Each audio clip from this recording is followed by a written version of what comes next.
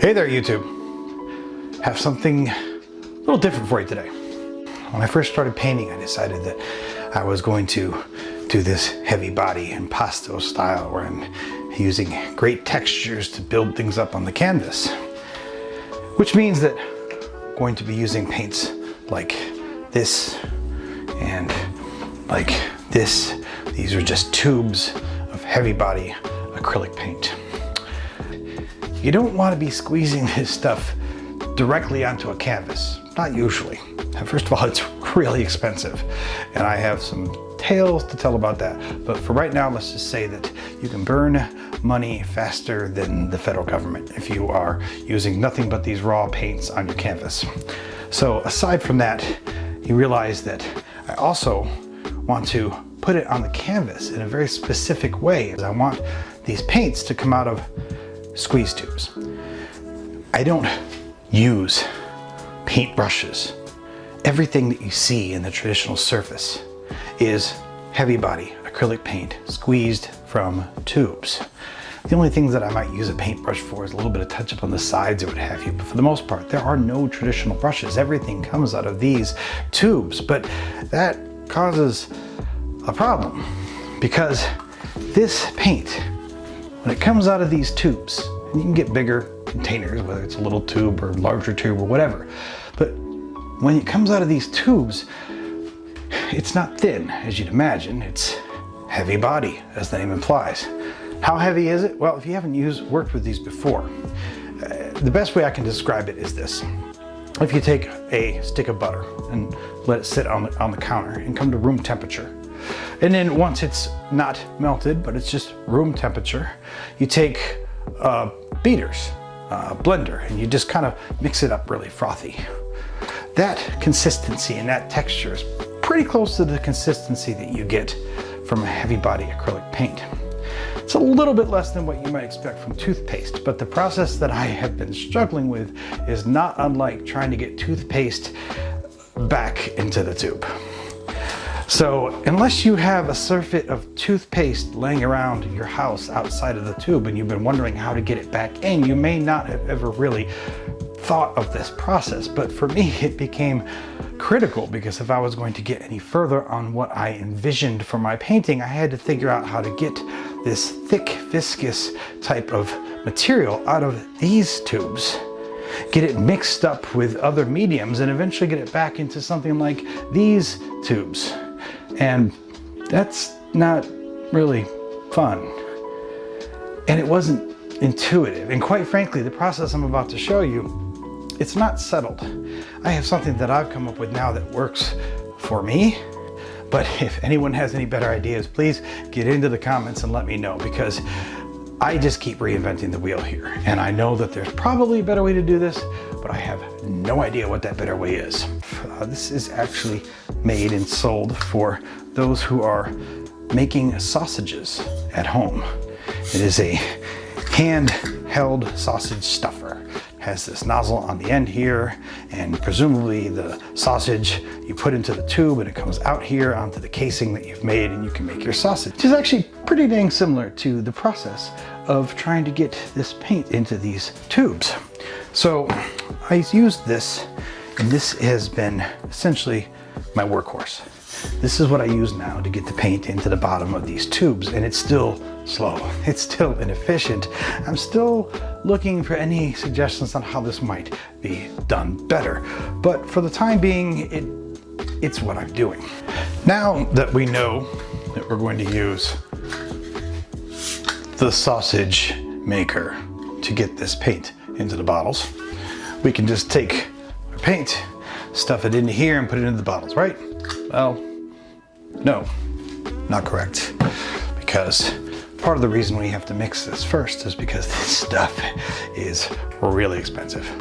I mean, this stuff is national debt kind of expensive, and you don't want to be using any more of this than you need to. So there are multiple ways to get economical about your painting, but one of the most common ones that took me some painful, expensive lessons to learn is that you can use a medium. In this case, we're using Liquitex Professional Gloss Super Heavy Gel. All that really means is this is basically just like paint. It's the same stuff, except the paint has pigment to give it the color you want, and this does not. If you want to know what that means in a more visceral sense, let's just take a look at what this seems like. You get a look at that in there.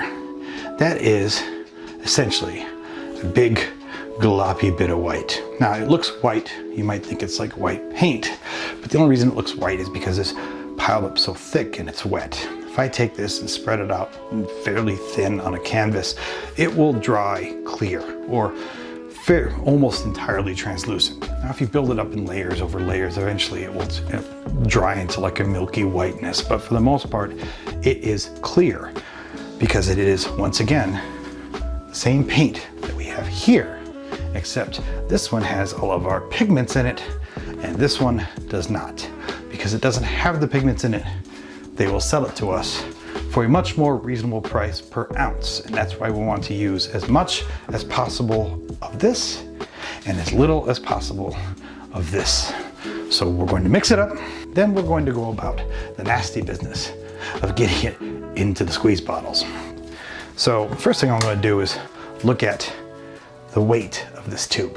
Why do I do that? Well, because when this is a brand new tube and I fill it to the top with paint, it'll weigh almost 11 ounces. So when I refill these tubes, because you don't want to throw them out, it's just wasting money if you do. When I refill these tubes, I can use the same scale to figure out exactly how much more paint I have to put in them. Because when you get them empty-ish, they never truly get empty. There's always something left in them.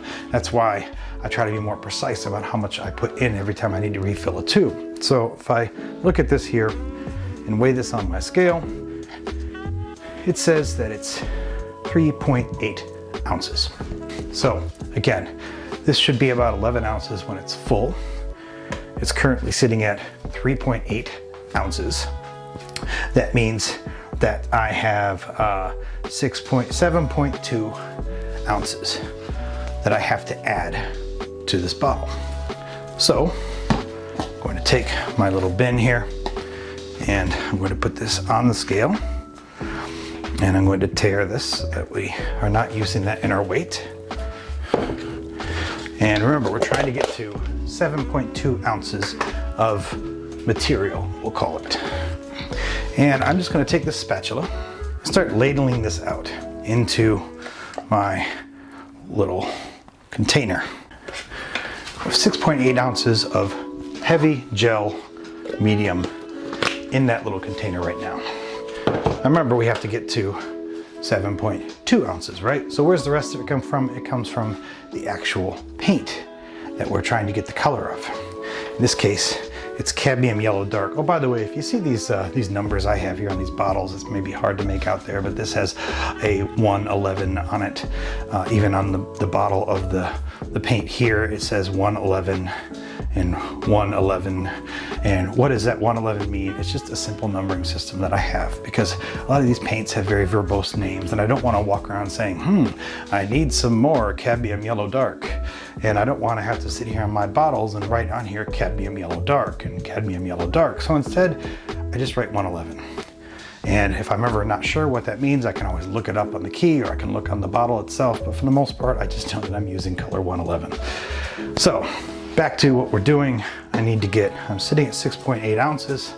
I need to get my scale up to 7.2 ounces, which means I'll be adding essentially 0.4 ounces of real color. 7.2 ounces.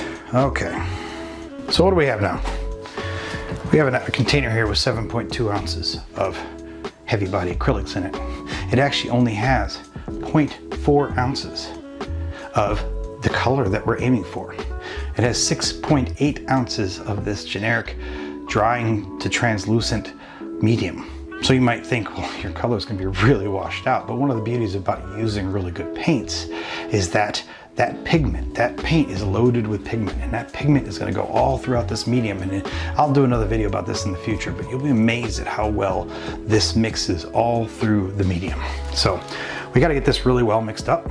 So let's just give this some good stirring here with my spatula. Okay, so there we are. we have those 7.2 ounces of material completely mixed up in here. Now you may be thinking, well, how long did you mix that? How do you know it's thoroughly mixed? And it's just mix it until it feels right. I don't have an exact time for you. I really only did this for about a minute, or if that. Do what you feels right. Sometimes you can look on the bottom, you might see a little bit of white there still on the bottom, so you can scrape that off. Get a really good mix in there. But the point is just to get it reasonably well mixed. You can undermix it. If you don't mix it enough, you'll end up with these clear streaks in the middle of your paint, and you don't want that. But for the most part, just go ahead and get it nice and mixed. So now that we have this, it's time to get back to the sausagetta or something of that effect. We got to get all of this into this big old shiny tube. So how are we going to do that? Thankfully, it's a big, wide mouth tube, so that part's actually not going to be too difficult.